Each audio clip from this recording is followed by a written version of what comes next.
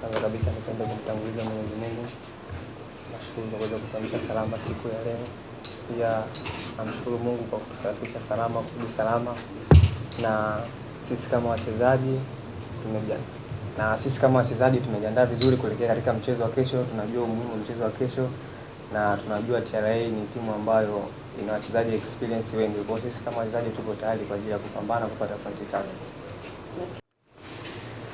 Asante.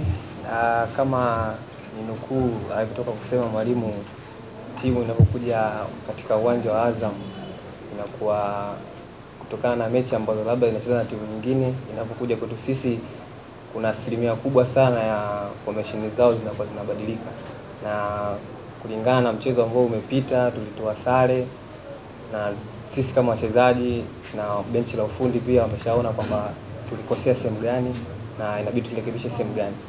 Na kuhusu wachezaji wapi ambao wamefika kwenye mpira, sidhani kama kuna ugeni, na wao kufika kwao wanajua sisi malengo yetu kwenye timu ni kitu fulani. Kwa ujumla, kwa pamoja tunapambana kwa ajili ya kupata matokeo katika mchezo wa kesho.